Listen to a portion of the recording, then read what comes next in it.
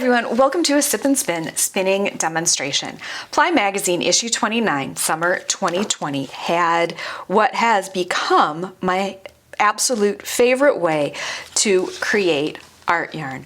Nickole Dahl wrote an article called Flowers on the Fly, Adding Crochet to Your Yarn.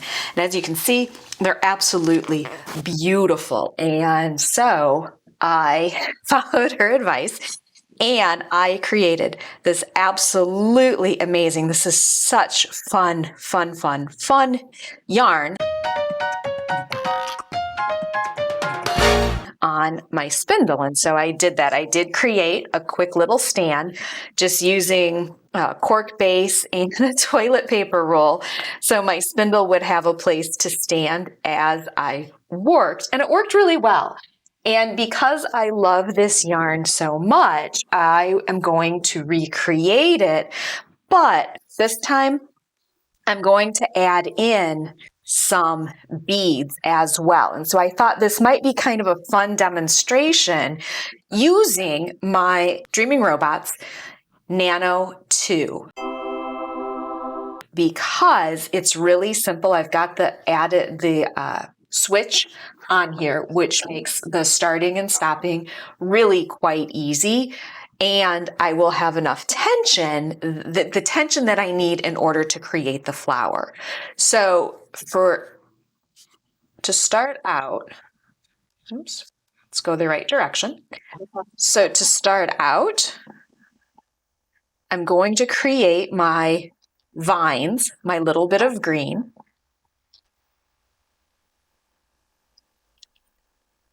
And then I'm going to stop. And this is what's so great about this little machine.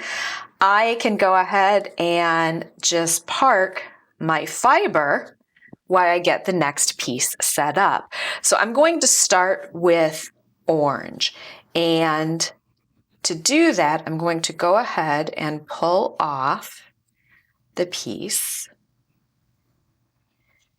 that I think I'm going to need, like so.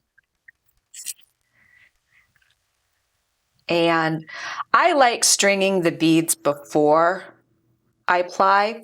There are lots and lots and lots of different ways to add beads to your spinning. I like using this, as you can see, I've used it a lot. This is a needle threader. I just put the bead on the needle threader.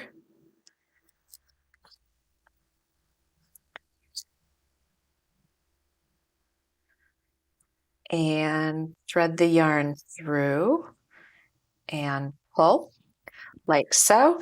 And the nice thing with doing it this way is I could go through and create tons and tons and tons of these different pieces.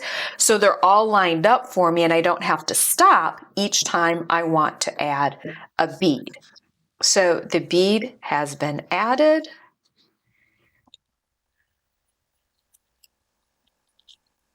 Even that out.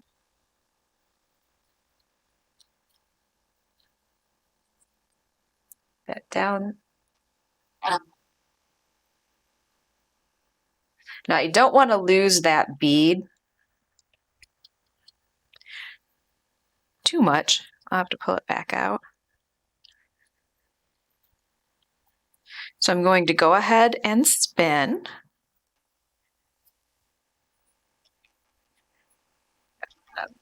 I am going to actually let this go in for just a second. So as you can see, I have my orifice reducer on here. There is no way that a flower that I have crocheted is going to fit through that orifice reducer. So I'm going to go ahead and take that off, and I'm still probably going to need to pull that flower through, but it'll be a lot easier without that on there. Going to back this up a little bit, and I know from experience that I need about 10 butterflies, although it really doesn't matter. If you are a crocheter, you can just make these up as you go. So 1, 2, 3, 4, 5, 6, 7, 8. So I've got about 8. All right, here we go. My bead is going to be the center of my flower. So I'm going to create a slip knot.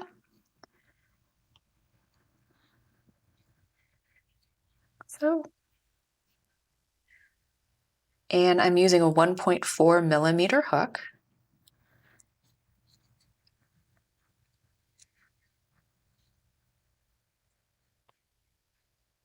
I'm going to chain 3. Now, if you want Nickole's actual formula for all of her flowers, please check out Ply Magazine. I crochet a lot, so I usually just kind of wing it. I do need to make a slip knot though, and I need to get that little guy in there. Oh, I know what I did wrong.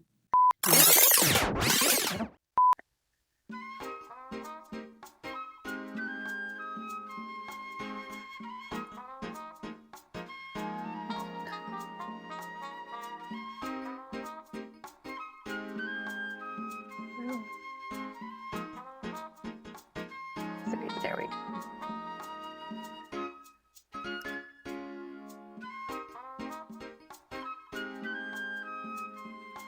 Oh, I do need to go 4. Sorry.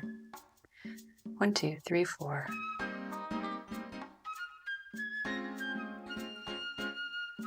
I'm going to make a slip knot. I'm going to chain 3, go into there, do a half double crochet. Oops. Your petal can be whatever you want. I'm going to do a half double crochet, chain 2. Whatever you decide though, you'll always remember to go back and do a slip knot into that center hole. Chain 3.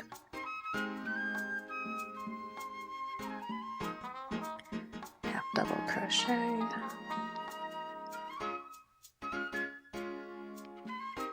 Chain 2.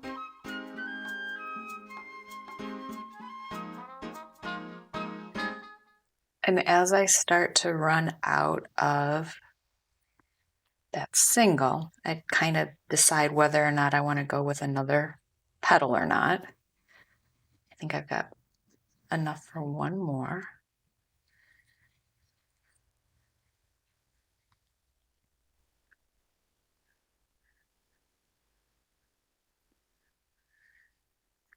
But I don't have enough, I really don't have enough to chain 2. So I'm just going to chain 1, do my slip knot,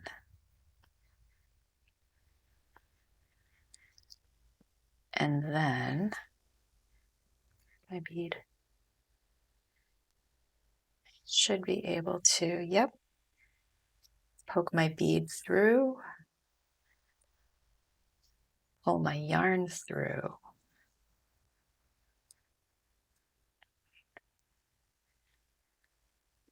Like so.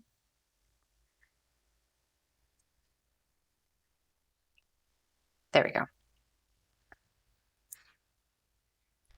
So now I have my bead in the center, my flower, and I'm ready to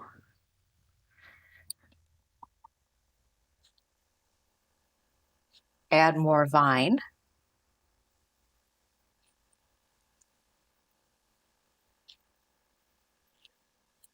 And yep, it got stuck, which I knew it would. So I'm just going to help it out.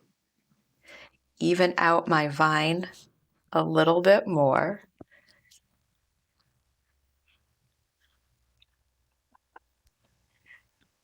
Help it onto my bobbin. And I am ready for my next flower. So I will just keep repeating that process until I fill up this bobbin, and then I will go back and ply it with some other green that I have. And then I will steam it, and I should have another section or another skein of this wonderful flowery yarn with the flowers crocheted right in.